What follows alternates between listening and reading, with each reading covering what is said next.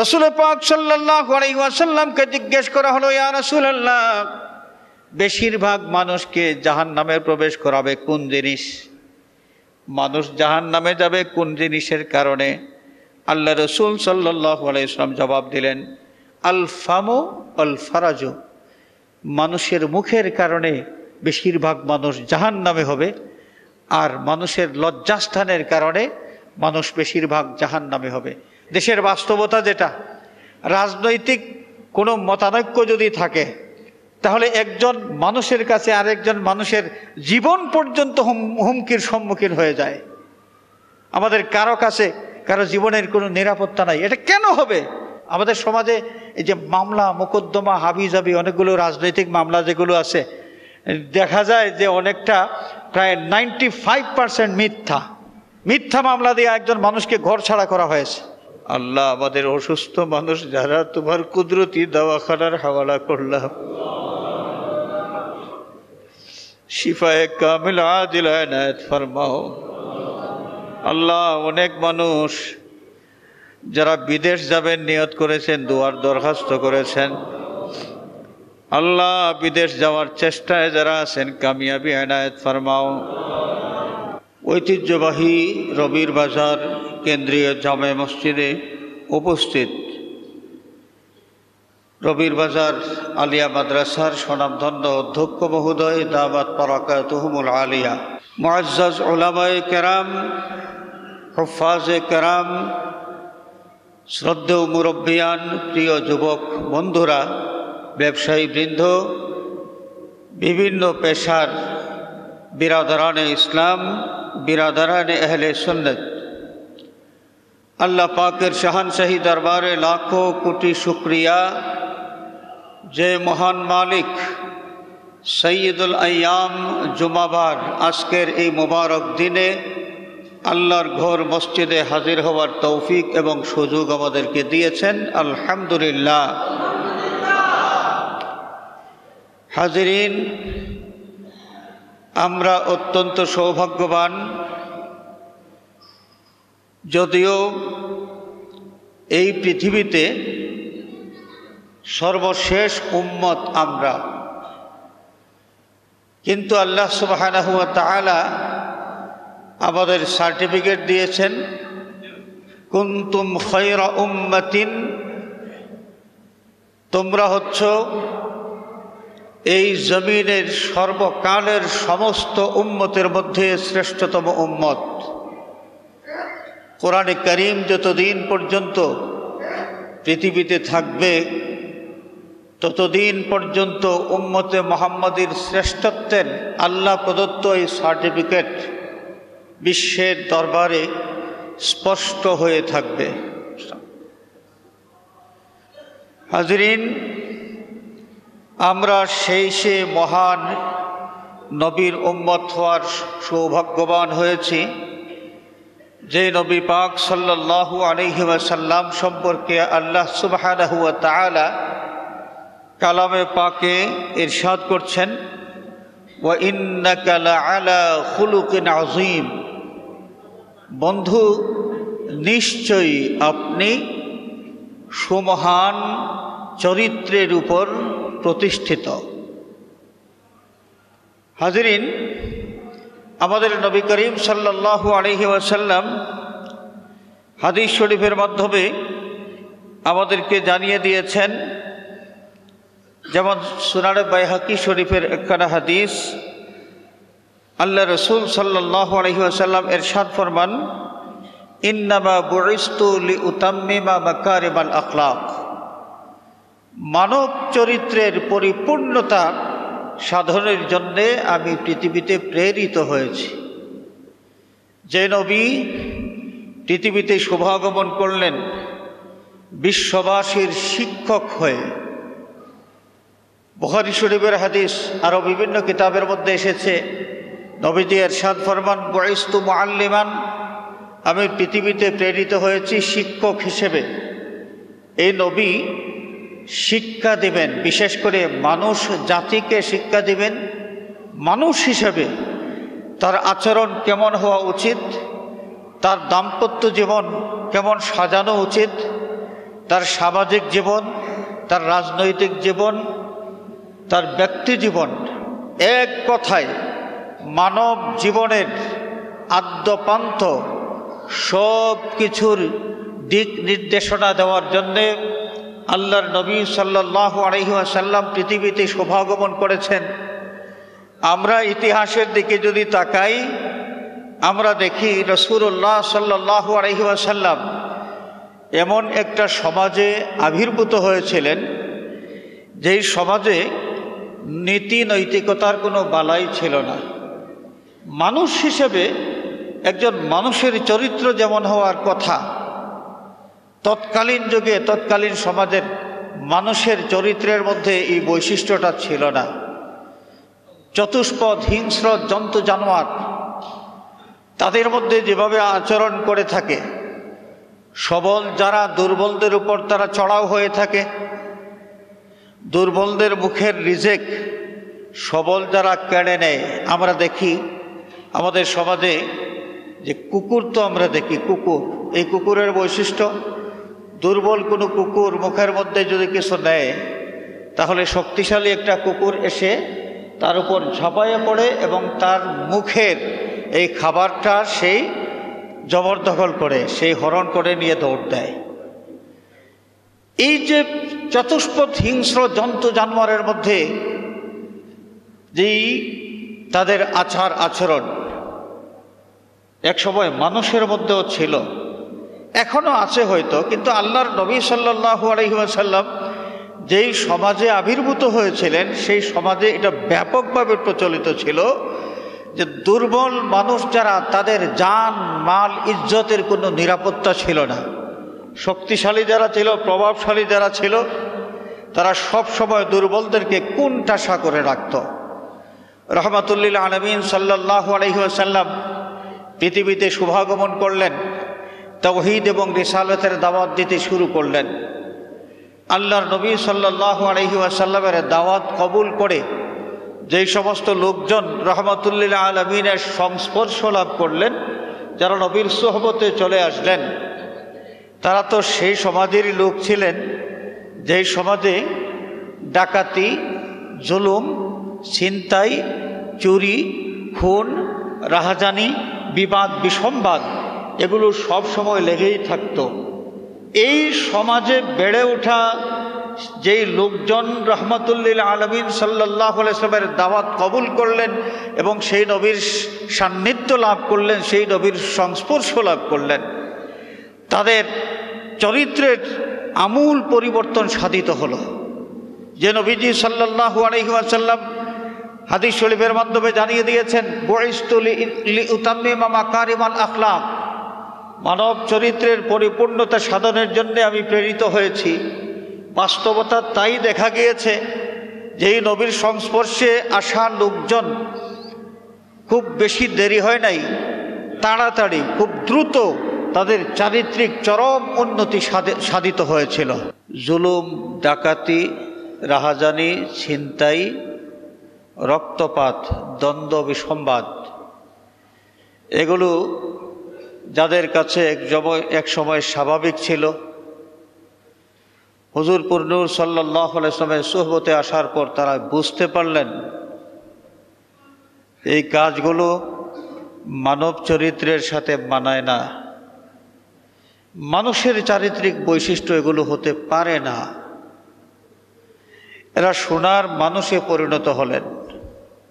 তো হাজিরিন, চরিত্র একজন মানুষের মানবতার জন্যে, মানব পরিচয় নিয়ে, মানুষ পরিচয় নিয়ে পৃথিবীতে বেঁচে থাকার জন্যে অত্যন্ত গুরুত্বপূর্ণ একটা বিষয়। এই চরিত্র বলতে কি বোঝায়? আমাদের ধারণা সাধারণত আমরা যেটা বুঝি যে চরিত্র হলো যে অশ্লীলতার থেকে বেঁচে থাকা, বেহায়াপনার থেকে বেঁচে থাকা। কিন্তু না, বেহায়াপনার থেকে বেঁচে থাকা এটাও যেমন ভালো চরিত্রের একটা বৈশিষ্ট্য, ঠিক তেমনিভাবে এই চরিত্র বিষয়টা মানুষের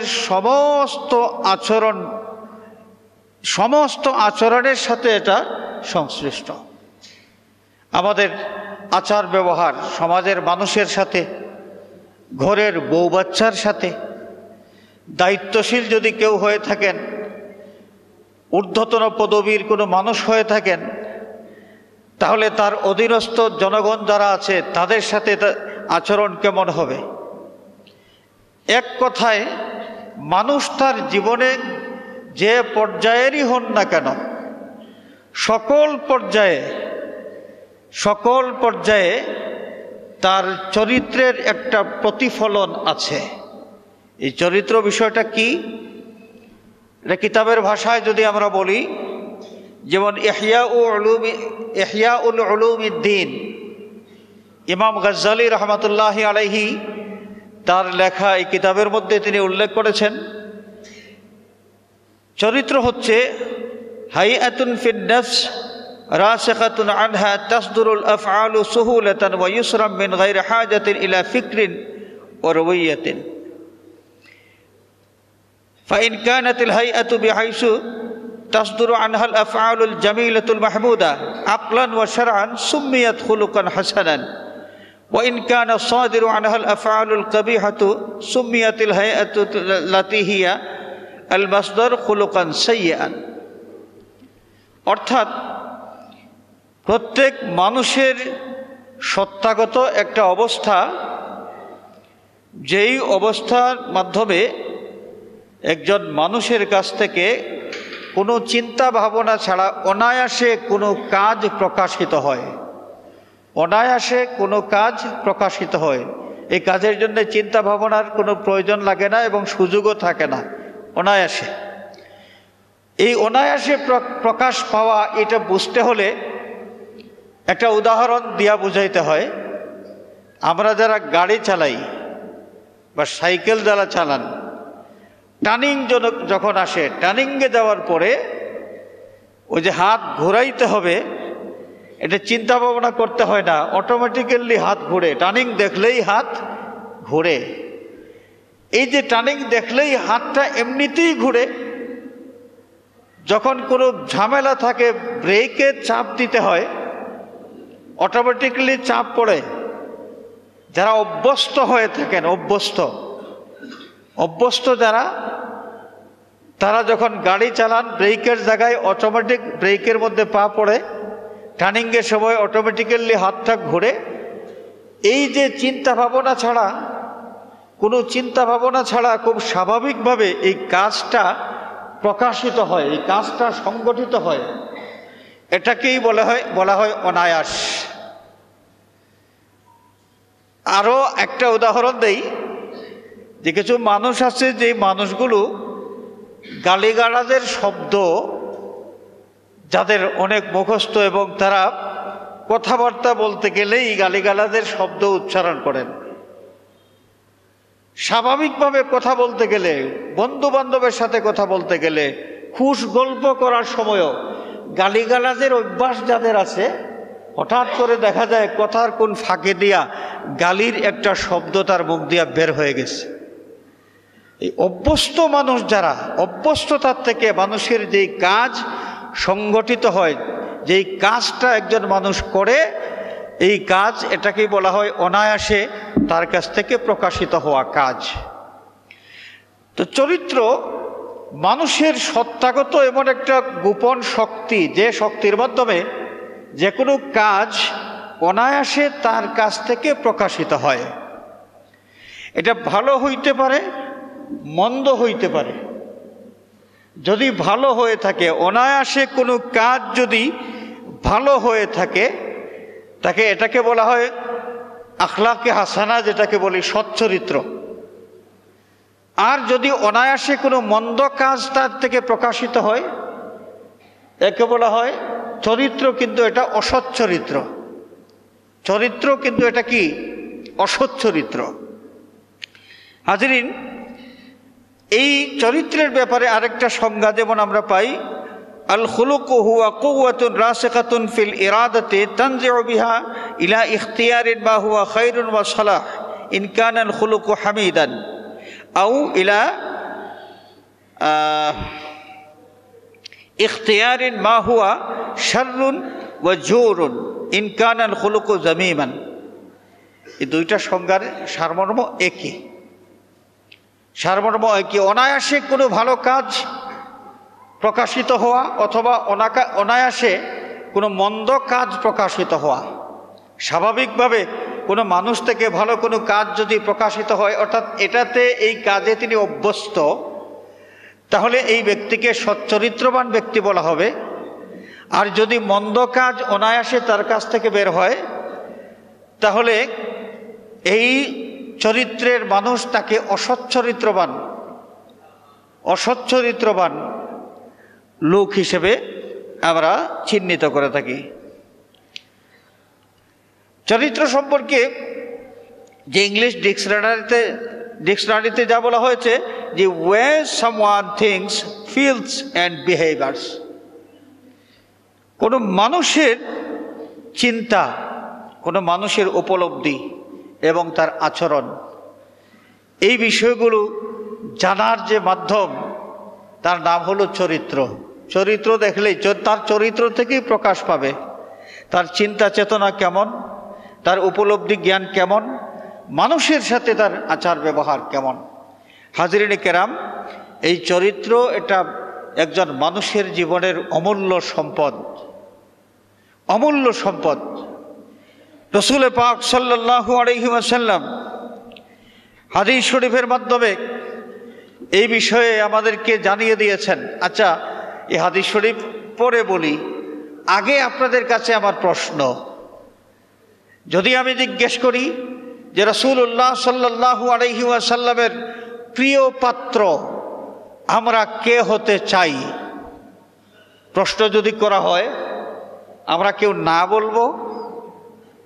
আল্লাহ রসুল আমাদেরকে মহব্বত করেন এমন মানুষ আমরা হইতে চাই কি চাই না? চাই। কিয়ামতের দিন রাসূলুল্লাহ সাল্লাল্লাহু আলাইহি ওয়াসাল্লাম যেখানে অবস্থান করবেন, নবীজি সাল্লাল্লাহু আলাইহি ওয়াসাল্লামের মজলিস যেখানে থাকবে, আল্লাহর নবীর মজলিসের কাছাকাছি আমরা থাকি, এটা আমাদের আশা আছে কি নাই?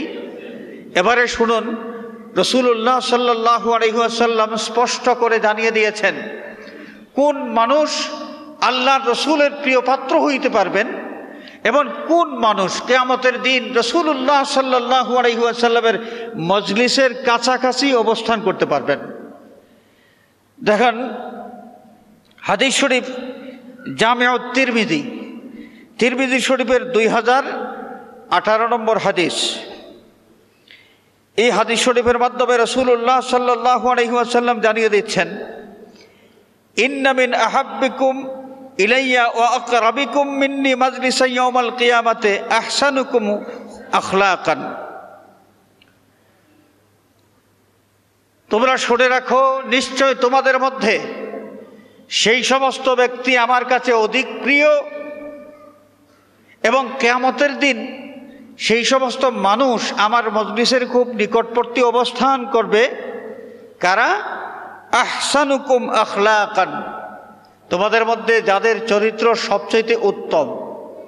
অর্থাৎ যার চরিত্র যত বেশি উত্তম হবে, সেই ব্যক্তি আল্লাহর নবী সাল্লাল্লাহু আলাইহি ওয়াসাল্লামের কাছে তত প্রিয় পাত্র হইতে পারবেন, প্রিয় ভাজন হইতে পারবেন। আল্লাহর নবীর মহব্বত তার তত বেশি হাসিল হবে এবং কিয়ামতের দিন নবী করিম সাল্লাল্লাহু আলাইহি ওয়াসাল্লামের মজলিসের নিকটবর্তী অবস্থান করার সুযোগ সৃষ্টি হবে। আল্লাহ রসুল সাল্লাল্লাহু আলাইহি ওয়াসাল্লাম ইরশাদ ফরমান, ওয়া ইন্না আবগাদাকুম ইলাইয়া ওয়া আবআদাকুম মিন্নি মাজলিসান ইয়াউমাল কিয়ামা আস-সারসারুন ওয়াল মুতাশাদ্দিকুন ওয়াল মুতাফাইকিহুন। নবীজি সাল্লাল্লাহু আলাইহি ওয়াসাল্লাম ইরশাদ ফরমান, আমার কাছে সবচাইতে অপছন্দনীয় ব্যক্তি তোমাদের মধ্যে কারা? আগে আল্লাহর নবী বলেছিলেন নবীর কাছে সবচাইতে পছন্দনীয় কারা? যাদের চরিত্র যত বেশি সুন্দর।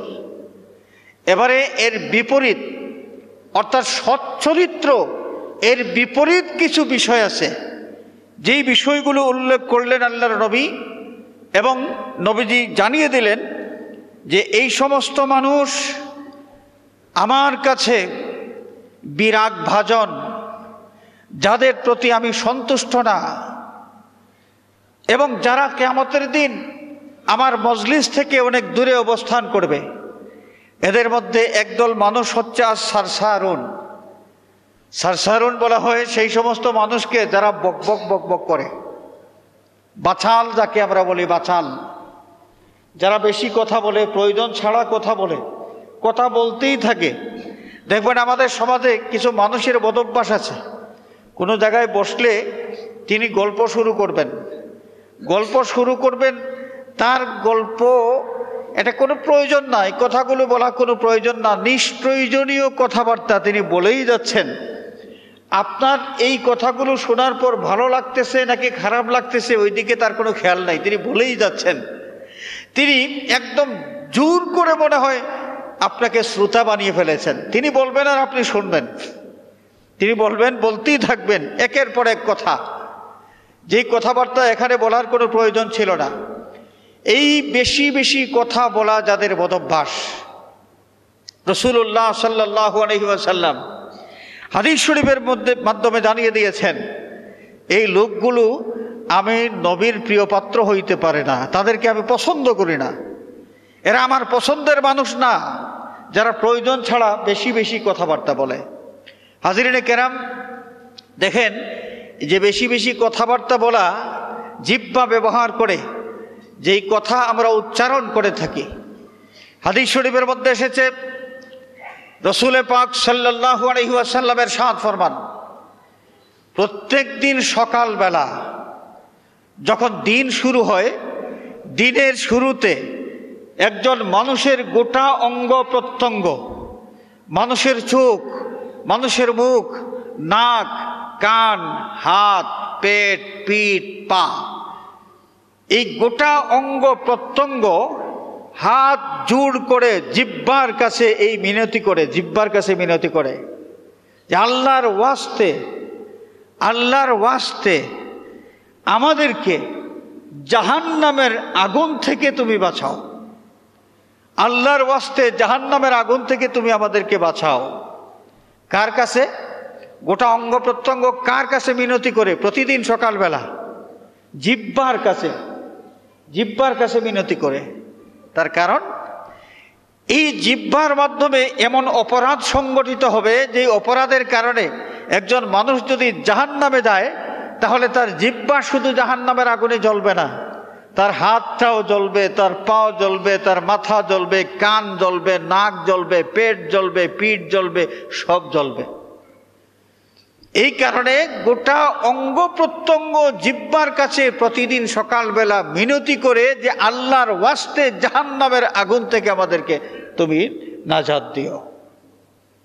হাজরিনে কেরাম, এই জিহ্বাটা বড়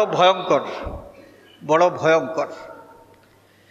তিরমিজি শরীফের হাদিস, আল্লাহর নবীর সাহাবী হযরতে সুফিয়ান বিন আব্দুল্লাহ রাদিয়াল্লাহু তাআলা আনহু তিনি বলছেন, আমি রাসূলুল্লাহ সাল্লাল্লাহু আলাইহি ওয়াসাল্লামের খিদমতে হাজির হয়ে আরজ করলাম, ইয়া রাসূলুল্লাহ, ইয়া হাবিবাল্লাহ, দয়াল নবীজি, মা আখওয়াফু মা তাখাফু আলাইয়া, আমার ব্যাপারে কোন জিনিসের, কোন বিষয়ের বেশি ক্ষতির আশঙ্কা আপনি করেন? কোন বিষয়ে আমার বেশি ক্ষতি করতে পারে আপনি বেশি আশঙ্কা করেন? ফাআখাযা বিলিসানি নাফসিহি সুম্মা ক্বালা হাযা, আল্লাহর নবী সাল্লাল্লাহু আলাইহি ওয়াসাল্লাম নিজের জিহ্বা মুবারক টান দিয়ে বের করলেন।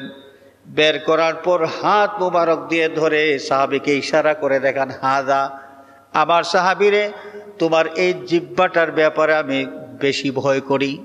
তার কারণ এই জিহ্বা নরম, শরীরের নরম একটা অংশ, যেই দিকে ইচ্ছা সেই দিকে ঘোরানো যায়। জিহ্বা নিচেও নেওয়া যায়, উপরে নেওয়া যায়, ডানে নেওয়া যায়, বাঁয়ে নেওয়া যায়, মাঝখানে হাড্ডি মাড্ডি কিছু নাই তো, যেদিকে ইচ্ছা সেদিকে ঘোরানো যায়। এই জিহ্বা ব্যবহার করে একজন মানুষ যেভাবে আল্লাহর জিকির করতে পারে, যেভাবে ভালো কথাবার্তা উচ্চারণ করতে পারে, ঠিক তেমনিভাবে এই জিহ্বা ব্যবহার করে মানুষ গীবত করতে পারে, মানুষ অন্য মানুষকে গালিগালাজ করতে পারে, এই জিহ্বা ব্যবহার করে মানুষ মিথ্যা কথা বলতে পারে, এই জিহ্বা ব্যবহার করে একজন মানুষ আর একজন মানুষের ইজ্জতের উপর আঘাত করতে পারে। সুতরাং জিহ্বা এত ভয়ঙ্কর। একজন আরবি কবির কবিতা, আল্লামা ইমাম জামাখশারি রহমতুল্লাহ আলাইহি তার লেখা তাফসিরে কাশফের মধ্যে এই কবিতাটা, এই শ্লোকটা উল্লেখ করেছেন। জারাহাতুস সিনানি লাহা ইলতিয়ামুন ওয়ালা ইয়ালতামু মা জারাহাল লিসান। দাঁত দিয়ে কামড়াইয়া কোনো মানুষ যদি কোনো মানুষকে আঘাত করে, দাঁতের কামড়ে গোশত যদি কেটে যায়, তাহলে কাটা জায়গায় ঔষধ লাগাইলে কাটা জায়গাটা ভালো হইতে পারে। ওয়ালা ইয়ালতামু মা জারাহাল লিসান। কিন্তু জিহ্বা দিয়া কোনো মানুষকে যদি কেউ আঘাত করে, যেই ক্ষত সৃষ্টি হয় জিহ্বার আঘাতের মাধ্যমে, ওই ক্ষতের কোনো ঔষধ নাই, কোনো ঔষধ নাই। এজন্যে এই জিহ্বার সংযত ব্যবহার আমরা করব, সংযত ব্যবহার আমরা করব। রাসূলুল্লাহ সাল্লাল্লাহু আলাইহি ওয়াসাল্লাম অন্য হাদিস শরীফের মাধ্যমে আমাদেরকে জানিয়ে দিচ্ছেন, লা তুকসিরুল কালামা বিগাইরি যিকরিল্লাহ ফাইন্না কাসরাতাল কালামি বিগাইরি যিকরিল্লাহি কাসওয়াতুল লিল কলব ওয়া ইন্না আবআদান নাসি মিনাল্লাহি আল কলবুল কাসি। আমার উম্মতেরা, তোমরা শুনে রাখো, আল্লাহর জিকির ছাড়া অন্য কোনো ক্ষেত্রে তোমরা বেশি বেশি বেশি বেশি জবানটাকে ব্যবহার করে কথা উচ্চারণ করবে না। জবান ব্যবহার করে যদি কথা বলতে হয়, জিহ্বা ব্যবহার করে কোনো বাক্য, কোনো কথা যদি তোমাদের উচ্চারণ করতে হয়, আল্লাহর জিকিরের ক্ষেত্রে তোমরা এটা ব্যবহার করবে। ভালো উপদেশ, ভালো কথা, যেই কথা বললে আল্লাহ রাব্বুল আলামিন খুশি হবেন, আল্লাহ নারাজ হবেন না, এমন কাজে তোমরা বেশি বেশি জবানটাকে ব্যবহার করবে। আগেই বললাম, আরবিতে যেটাকে বলা হয় আস-সারসারুন, যারা বাচাল, বেশি বেশি কথাবার্তা বলে। ফাইন্না কাসরাতাল কালামি বিগাইরি যিকরিল্লাহি কাসওয়াতুল লিল কলব। আল্লাহর নবী সাল্লাল্লাহু আলাইহি ওয়াসাল্লামের ইরশাদ ফরমান, আল্লাহর জিকির ছাড়া অহেতুক যারা কথাবার্তা বলে, এই অহেতুক কথাবার্তা বলার মাধ্যমে তার অন্তরটা পাথর হয়ে যায়, পাষাণ হয়ে যায়। ওয়া ইন্না বা'দান নাসি মিনাল্লাহি আল কলবুল কাসি। আর যেই মানুষটার হৃদয় পাথর হয়ে যায়, পাষাণ হৃদয়ী মানুষ যারা, আল্লাহর রহমত থেকে তাদেরকে তাদের এই শক্ত দিল দূরে সরায় দেয়। সুতরাং আমরা সতর্ক থাকব। আল্লাহর নবী সাল্লাল্লাহু আলাইহি ওয়াসাল্লাম ইরশাদ করলেন, যেটা সচ্চরিত্রের বিপরীত, এর একটা বদভ্যাস হলো আর সারসার, বেশি বেশি কথাবার্তা বলা, বাচালতা। এই বাচালতার কারণে আমাদের সমাজে, বাচালতার কারণে, অহেতুক কথাবার্তা এর কারণে আমাদের সমাজে কিন্তু অনেক সময় ঝগড়া শুরু হয়। এক জায়গায় বসেছেন, বসার পর মনে করেন রেস্টুরেন্টে ঢুকেছেন, একজন চা খাবেন, আপনিও চা খাবেন, ঢুকেছেন। ঢোকার পর চা আসতেছে, বসে বসে গল্প শুরু করলেন দরকার ছাড়া। লেনিনবাদ, মার্ক্সবাদ, কে কেমন ছিলেন, হিটলার কেমন ছিল, এই হাবিজাবি দুনিয়ার যে বিষয়গুলো এই মুহূর্তে আলোচনা করা আপনার প্রয়োজন নয়। তো একজন যদি লেনিনের ব্যাপারে বলেন, আরেকজন মার্ক্সের ব্যাপারে বলেন, আরেকজন বলেন যে না, এগুলো এরা এই সমাজের জন্যে একটা খারাপ অবস্থা তৈরি করে গিয়েছিল, আরেকজন এর প্রতিবাদ করলেন। এই যে চা খাইতে গেলেন, চায়ের কাপ সামনে, কথাবার্তা এমন তুমুল বেগে চলতেছে যে চা ঠান্ডা হয়ে যাচ্ছে, ওনাদের কথাবার্তা গরম হয়ে আছে, ওনাদের কথাবার্তার মধ্যে গরমাই চলতেছে আর চায়ের কাপ ঠান্ডা হয়ে যাচ্ছে। খেয়াল করছে? অহেতুক কথাবার্তা, দরকার ছাড়া কথাবার্তা আমাদের সমাজের অনেক ঝগড়াঝাটির মূল কারণ হয়ে থাকে। সুতরাং এই বদভ্যাসটা আমরা ছাড়ব। আমরা যদি চাই আল্লাহর নবী সাল্লাল্লাহু আলাইহি ওয়াসাল্লাম আমাদেরকে মহব্বত করুন, আমরা যদি চাই যে কিয়ামতের দিন আল্লাহর নবীর মজলিসের কাছাকাছি আমরা অবস্থান করি, তাহলে এই বাচালতা এবং অহেতুক কথাবার্তা বলা, এই বদভ্যাসটা আমাদের ছাড়তে হবে। আল্লাহ রাব্বুল আলামিন এই বদভ্যাস থেকে আমাদেরকে যেন হেফাজত করেন, সবাই বলে আমিন। আরেক দল মানুষ ওয়াল মুতাসাদ্দিকুন কারা? যারা লম্বা লম্বা কথাবার্তা বলেন, গপ মারা, যাকে বলা হয় গপ মারা। এমনভাবে গপ মারেন, তার গপ মারার মাধ্যমে তিনি নিজেকে অনেক কিছু হিসাবে মানুষের সামনে জাহির করতে চান। গপ মারা বুঝি তো আমরা, গপ মারা। যারা লম্বা লম্বা গপ মারেন, রাসূলুল্লাহ সাল্লাল্লাহু আলাইহি ওয়াসাল্লাম ইরশাদ করেছেন, এই লোকগুলো আমার পছন্দের মানুষ না, এদেরকে আমি পছন্দ করি না, এবং কিয়ামতের দিন এরা আমার মজলিসের ধারে কাছে অবস্থান করতে পারবে না। আল্লাহর ওয়াস্তে গপ মারার থেকে আমরা নিজেদেরকে বিরত রাখব। এই গপ মারার থেকেও কিন্তু অনেক সময় ঝগড়াঝাটি শুরু হয়ে যায়, লম্বা গপ মারা। আরেক দল মানুষ ওয়াল মুতাফাইহিকুন আল মুতাকাব্বিরুন, অহংকারী মানুষ যারা রাসূলুল্লাহ সাল্লাল্লাহু আলাইহি ওয়াসাল্লাম ইরশাদ করেন, এদেরকে আমি পছন্দ করি না, এদেরকে আমি মহব্বত করি না, এরা আমার মহব্বতের মানুষ না, কিয়ামতের দিন আমার মজলিসের ধারে কাছে এরা অবস্থান করতে পারবে না। এই অহংকারী হইতে পারে অনেকভাবে মানুষ অহংকারী হইতে পারে। কারো ইবাদত বন্দেগীর কথা চিন্তা করে একজন মানুষ যখন মনে করবে যে আমি তাহাজ্জুদের নামাজ পড়ি, আজকে 20 বছর আমার তাহাজ্জুদের নামাজ কাজা হয় নাই, আউয়াবিনের নামাজ পড়ি, চাশতের নামাজ পড়ি, ইশরাকের নামাজ পড়ি, আমি সপ্তাহে 2 দিন সোমবার বৃহস্পতিবার রোজা রাখি প্রতি সপ্তাহে।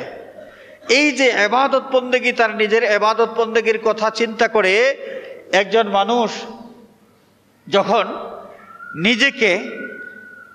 নিজেকে একটা দাম্ভিক একটা ভাব তার মধ্যে নিয়ে আসবে যে সমাজে আমার মতো ইবাদত গুজার মানুষ আর কেউ নাই,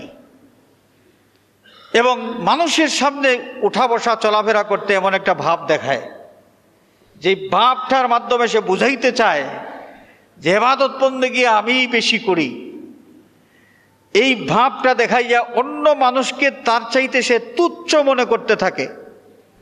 আল্লাহর নবী সাল্লাল্লাহু আলাইহি ওয়াসাল্লাম ইরশাদ ফরমান যে এই লোকটা আমার পছন্দের, আমার মহব্বতের মানুষ হইতে পারে না, কিয়ামতের দিন আমি নবীর মজলিসের ধারে কাছেও সে আসতে পারবে না। হাজরিনে কেরাম, আমরা সবসময় বিনয়ী থাকব। আমরা সবসময়, অহংকারের বিপরীত কি? বিনয়ী হওয়া। মান তাওয়াদা লিল্লাহি রাফাআহুল্লাহ।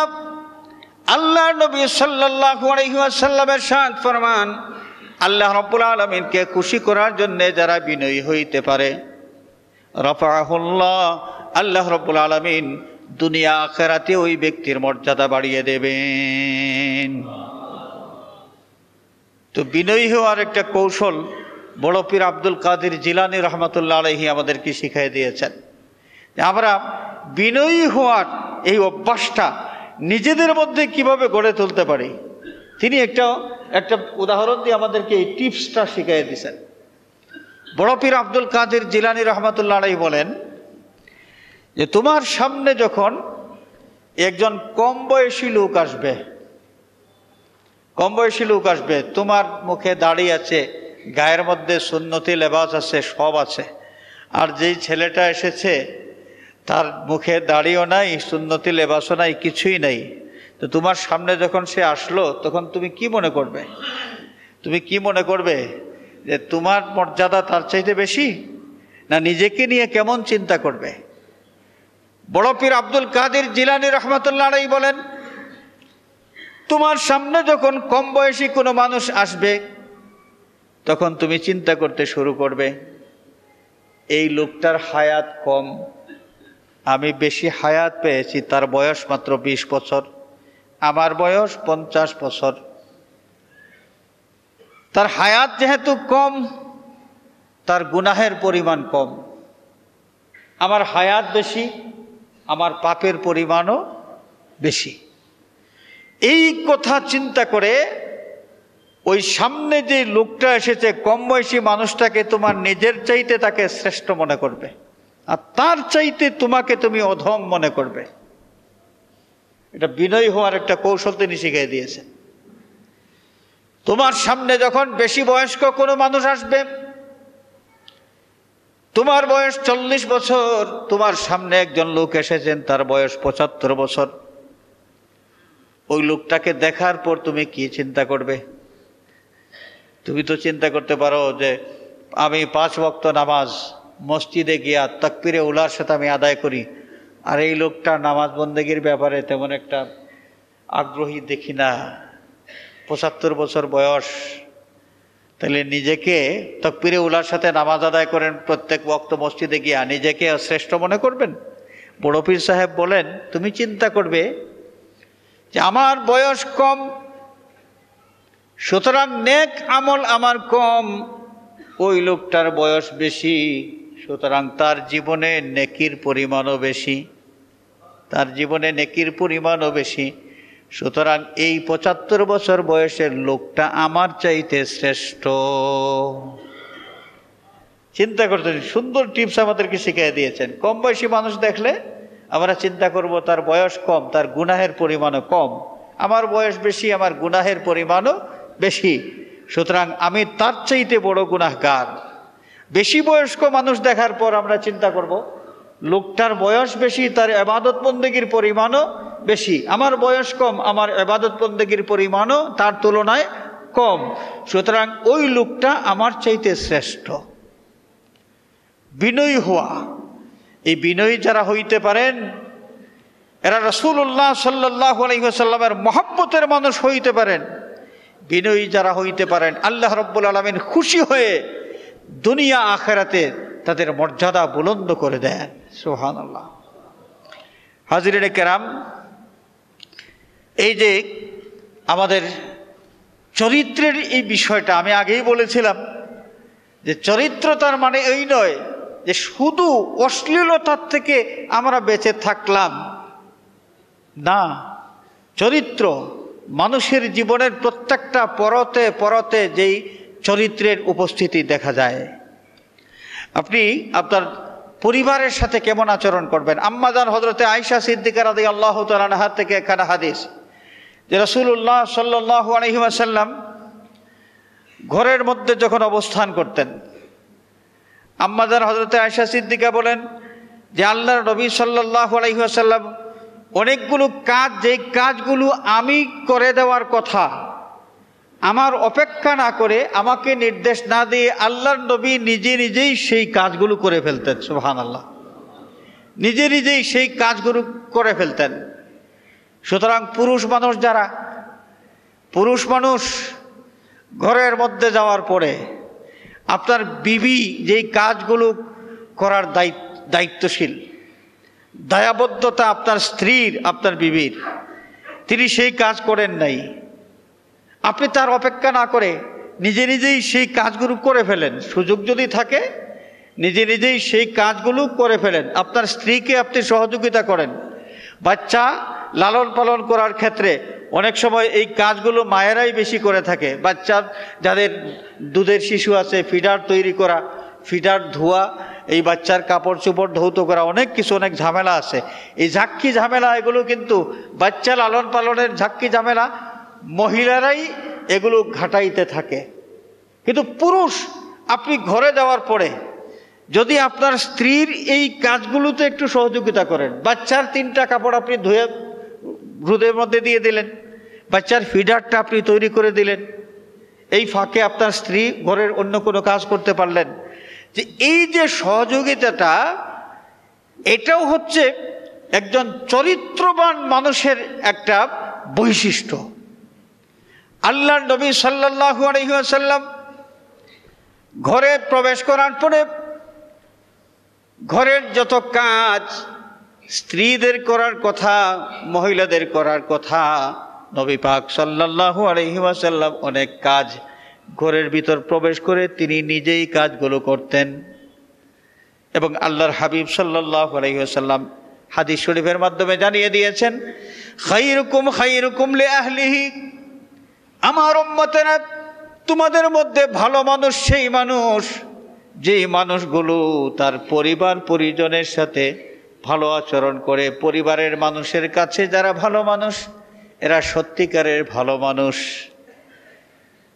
আমরা ভালো মানুষ কাপড়ে চুপড়ে লম্বা লম্বা গপ মারা, লম্বা গপ মেরে ভালো মানুষ হওয়া যায় না। ভালো মানুষ হইতে হলে কিছু গুণ থাকা লাগে। এর মধ্যে একটা গুণ হলো যে ঘরের মানুষের সাথে ভালো আচরণ করা, উত্তম ব্যবহার করা, তাদেরকে সহযোগিতা করা। কোনো মানুষ ঘরে প্রবেশ করার পরে তার বউ বাচ্চার দিলটা যদি খুশি হয়ে যায়, তারা অধীর আগ্রহে অপেক্ষা করতে থাকে। সন্তানেরা অপেক্ষা করে বাবা কখন আসবেন, স্ত্রী অপেক্ষা করে স্বামী কখন আসবে।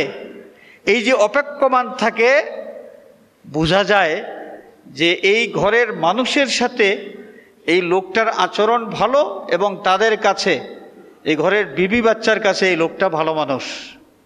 অনেক পুরুষ আছেন, পুরুষ মানুষ বাড়িতে প্রবেশ করার সাথে সাথে বউ বাচ্চার অন্তরের মধ্যে কাঁপুনি শুরু হয়ে যায় যে আজরাইল আসছে, আজরাইল আসছে। না, আজরাইল আসছে এটা তারা কেন আপনার ব্যাপারে ধারণা করে? কারণ আপনার আচরণ তাদের প্রতি কোমল আচরণ নয়। আপনি তাদের সাথে কোমল আচরণ করেন না, মধুর আচরণ করেন না, রুষ্ট আচরণ করেন। আপনার রুষ্ট আচরণের কারণে তারা আপনাকে ভয় করে। আর এই জন্যে আপনি ঘরে প্রবেশ করলেই তাদের অন্তরের কাঁপুনি শুরু হয়ে যায়। এটা কিন্তু ভালো মানুষের লক্ষণ নয়, ভালো মানুষের লক্ষণ নয়। আল্লাহ নবী সাল্লাল্লাহু আলাইহি ওয়াসাল্লাম ইরশাদ করেছেন, খায়রুকুম খায়রুকুম লিআহলিহি, তোমাদের মধ্যে সেই ব্যক্তি উত্তম যে তার ঘরের মানুষের কাছে উত্তম।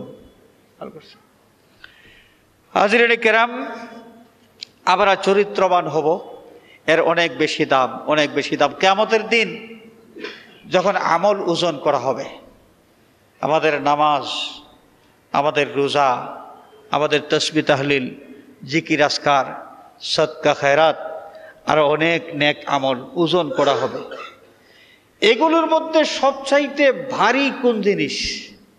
ওজন কোনটায় বেশি আছে না? ওজনের মধ্যে কম বেশি আছে। কোনো বস্তুর ওজন বেশি, কোনো বস্তুর ওজন কম।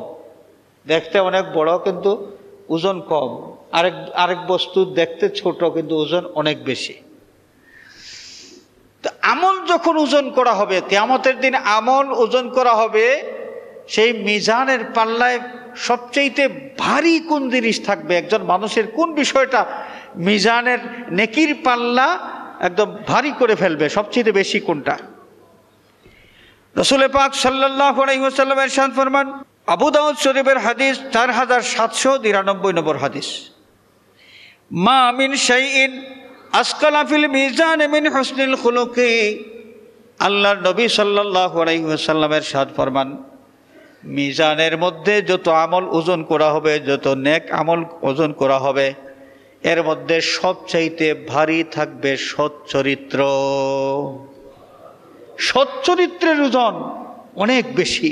একজন মানুষ যদি চরিত্রবান হইতে পারেন, তার নিজের জীবনে নেক নফল ইবাদত বন্দেগী যদিও কম হয়, কিন্তু মানুষটা চরিত্রবান। চরিত্রবান তার মানে তার আচরণ খুবই ভালো, তার আচরণ খুবই ভালো। যার সাথে যেভাবে আচার ব্যবহারের প্রয়োজন তিনি ঠিক সেইভাবে আচার আচরণ করেন। মুরব্বীদের সাথে বেয়াদবি করেন না, বউ বাচ্চার সাথে রুষ্ট আচরণ করেন না, মানুষের সাথে হাসি মুখে কথা বলেন, খুশ মিজাজে থাকেন। এই ধরনের কোনো মানুষ যদি হন, তার জীবনের নফল ইবাদত বন্দেগীর পরিমাণ যদি কম হয়, তা আল্লাহ রাব্বুল আলামিন তাকে সেই অনেক বেশি নফল ইবাদত বন্দেগীওয়ালা মানুষ যারা, সেই দরজা এই লোকটাকেও, সচ্চরিত্রবান লোকটাকেও দান করে দেন। সুবহানাল্লাহ, সুবহানাল্লাহ। আবু দাউদ শরীফের হাদিস 4798 নম্বর হাদিস, আল্লাহ রাসূল সাল্লাল্লাহু আলাইহি ওয়াসাল্লামের ইরশাদ ফরমান, ইন্নাল মুমিনা ইউদরিকু বিহুসনি খুলকিহি দারাজাতি কাইমিল লাইলি সাইমিন নাহার। যারা সারা রাত জেগে জেগে নফল নামাজ আদায় করেন, যারা বছরে বেশি বেশি নফল রোজা রাখেন, একজন সচ্চরিত্রবান মানুষকে আল্লাহ রাব্বুল আলামিন এই ইবাদত গুজার বন্দার যেই দরজা, সেই দরজায় পৌঁছায়া দেন। আমাদের চরিত্রটা যেন ভালো থাকে। আল্লাহ রসুল সাল্লাল্লাহু আলাইহি ওয়াসাল্লাম কেমন ছিলেন দেখেন। বুখারী শরীফ, মুসলিম শরীফের হাদিস, সাইয়্যিদুনা হযরতে আনাস বিন মালিক রাদিয়াল্লাহু তাআলা আনহু থেকে বর্ণিত। তিনি বলছেন যে রাসূলুল্লাহ সাল্লাল্লাহু আলাইহি ওয়াসাল্লাম একদিন এক জায়গায় চলতেছেন, হঠাৎ করে গ্রাম থেকে এক লোক, গ্রাম্য একজন সাহাবী, তিনি আসলেন। আল্লাহ নবী সাল্লাল্লাহু আলাইহি ওয়াসাল্লামের বদন মোবারকে নাজরানি একখানা চাদর ছিল। সেই লোকটা এসে রাসূলুল্লাহ সাল্লাল্লাহু আলাইহি ওয়াসাল্লামের চাদর মুবারক ধরে টান দেওয়া শুরু করলো। চিন্তা করেন, কোনো মানুষ হাজারো প্রয়োজনে যদি আমার কাছে আসে, আপনার কাছে আসে, তাহলে এইভাবে যদি আমাদেরকে থামাইতে চায়, যে চাদর টান দিছে তো দিছে, এমন জোরে টান দিছে যে চাদরের দাগ পর্যন্ত বসে গেছে আল্লাহর নবীর ঘাড় মোবারকের মধ্যে। আমাদের যদি এমন হতো, আমরা কি করতাম? এই লোকটা কি প্রয়োজনে এসেছে এটা শোনার আগে এইভাবে কেন টান দিল, তাকে ধমকাধমকি করতে করতে একদম তার 14 গোষ্ঠী আমরা উদ্ধার করতাম। কিন্তু রাহমাতুল লিল আলামিন সাল্লাল্লাহু আলাইহি ওয়াসাল্লাম আমাদের সামনে কেমন চরিত্রের দৃষ্টান্ত রেখে গেলেন দেখেন।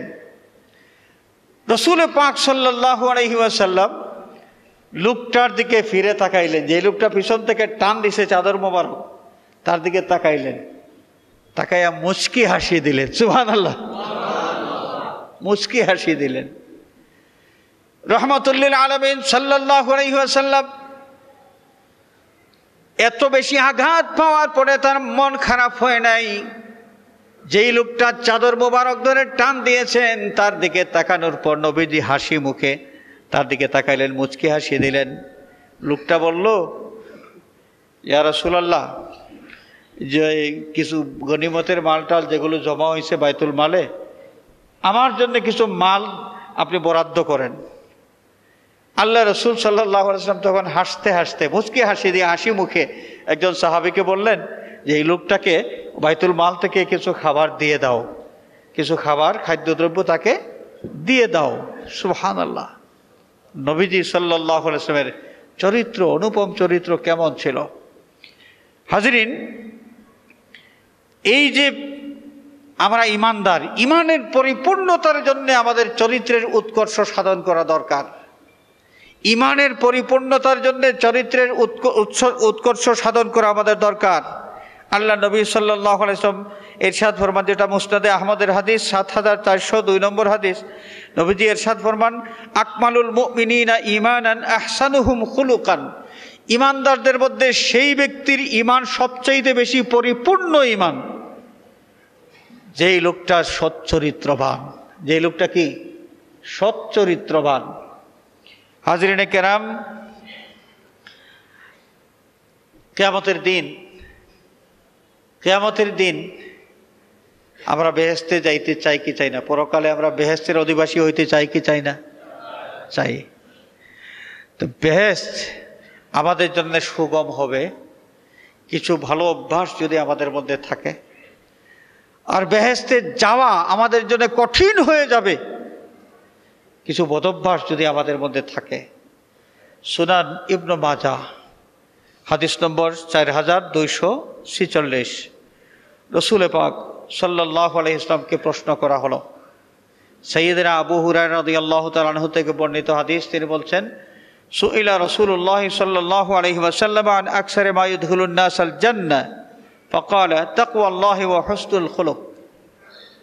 রসুল পাক সাল্লাল্লাহু আলাইহি ওয়াসাল্লামকে জিজ্ঞেস করা হলো, ইয়া রাসূলুল্লাহ, তো কোন জিনিস বেশিরভাগ মানুষকে জান্নাতে প্রবেশ করাবে?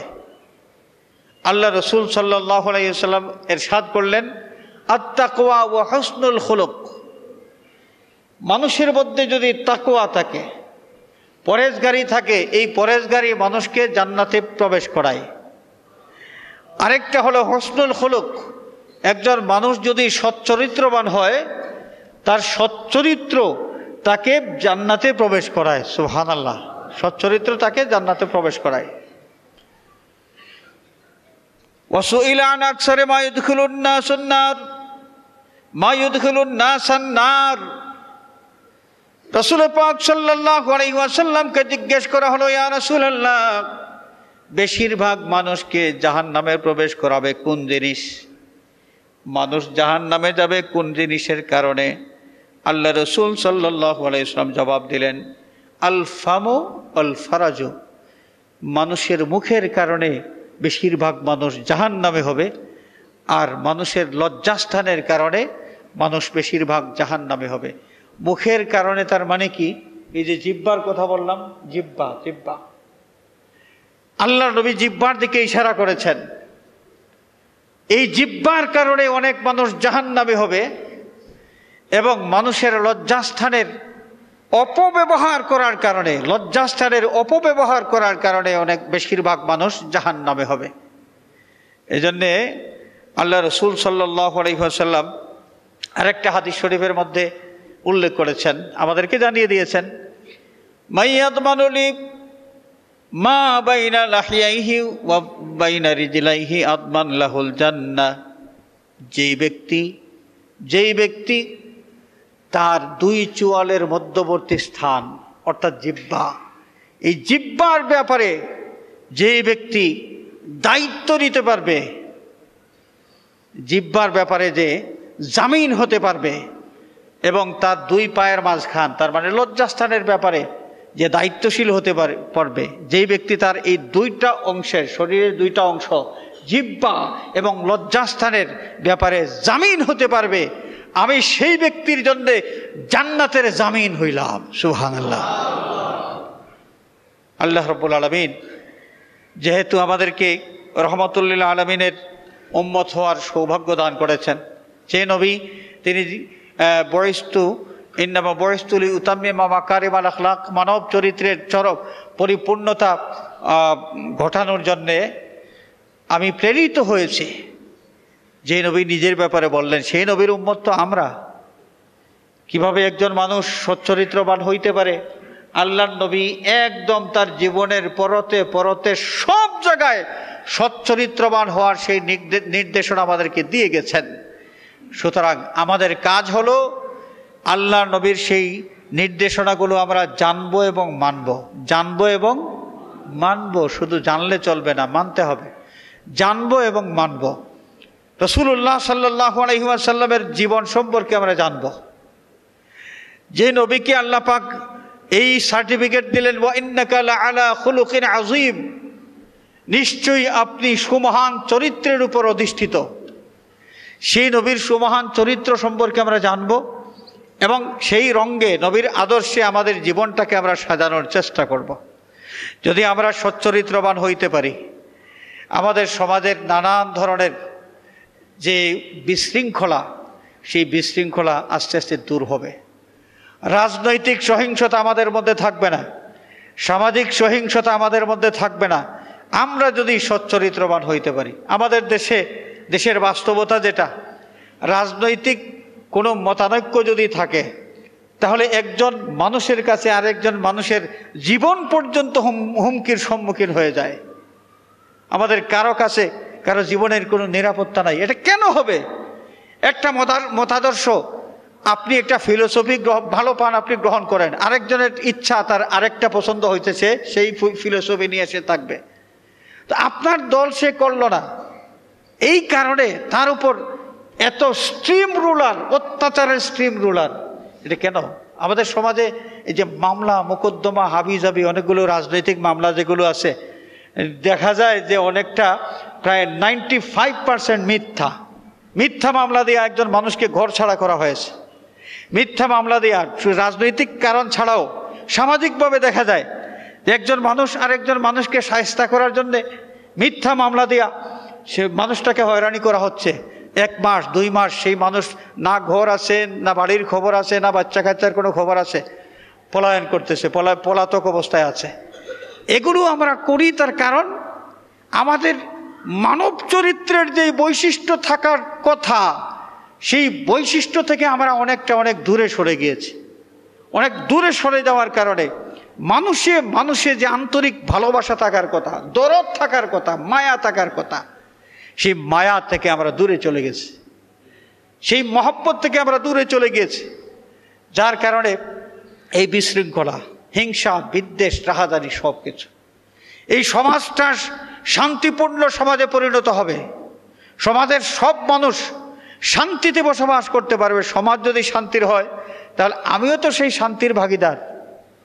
এই সমাজটাকে শান্তিপূর্ণ রাখার জন্যে আসুন আমরা সকলেই আমাদের চরিত্রের মধ্যে যা কিছু মানব চরিত্রের সাথে মানানসই নয় এমন বদভ্যাসগুলো আমরা পরিত্যাগ করি, এবং মানুষ হিসেবে যেই চরিত্র ধারণ করা আমাদের উচিত সেই চরিত্র আমরা ধারণ করি, সেইভাবে আমাদের চরিত্রটাকে আমরা সাজানোর চেষ্টা করি। আল্লাহ রাব্বুল আলামিন আমাদেরকে দুনিয়াতেও শান্তি দান করবেন এবং পরকালে সচ্চরিত্রবান ইমানদার যারা রাসূলুল্লাহ সাল্লাল্লাহু আলাইহি ওয়াসাল্লামের মজলিসের পাশে আমরা অবস্থান করার সুযোগ পাব।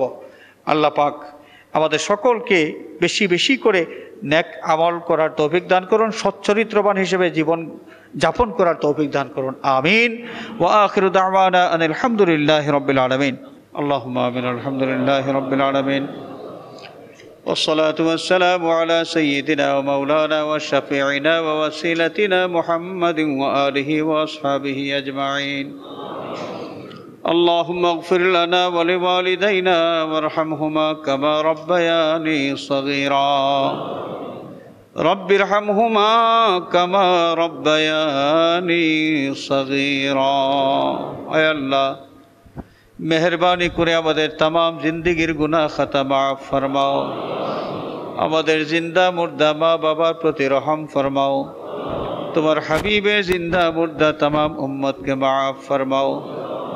আল্লাহ আমাদের মধ্যে অসুস্থ যারা, তোমার কুদরতি দওয়াখানার থেকে শিফায়ে কামিলা আদিল ইনায়াত ফরমাও। আয় আল্লাহ তুমি তো মুর্দাকে জিন্দা করতে পারো, রাতকে দিন বানাইতে পারো।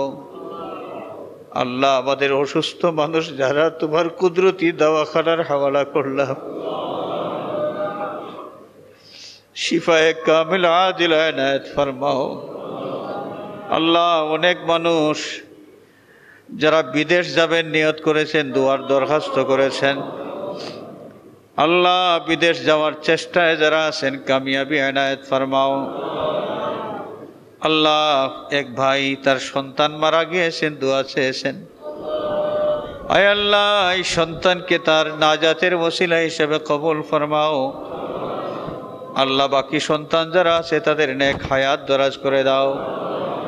অনেক মানুষ অনেক মকসুদ নিয়ে দোয়া চেয়েছেন মাওলা। আল্লাহ সকলের দরখাস্ত তোমার দরবারে পেশ করলাম। তোমার হাবিবের ওসিলায় প্রত্যেকের দরখাস্তগুলো কবুল ফরমাও। আল্লাহ আমাদের পীর মুর্শিদ উস্তাদ যারা হায়াতে আছেন হায়াতের মধ্যে আরো বরকত দাও। যারা কবরবাসী হয়ে গেছেন গরিবদের রহমত ফরমাও, দরজাত বুলন্দ ফরমাও। আল্লাহ ভিক্ষা চাই মুর্শিদুল মুর্শিদিন সৈয়দুনা সনাদুনা আল্লামা ফুলতুলি সাহেব কিবলা রহমতুল্লাহ আলাইহির দরজাত বুলন্দ ফরমাও। হযরত বিস্কুটি সাহেব কিবলা রহমতুল্লাহ আলাইহির দরজাত বুলন্দ ফরমাও। وأفوض أمري إلى الله إن الله بصير بالعباد. بفضل سبحان ربك رب العزة عما يصفون وسلام على المرسلين والحمد لله رب العالمين. آمين آمين آمين.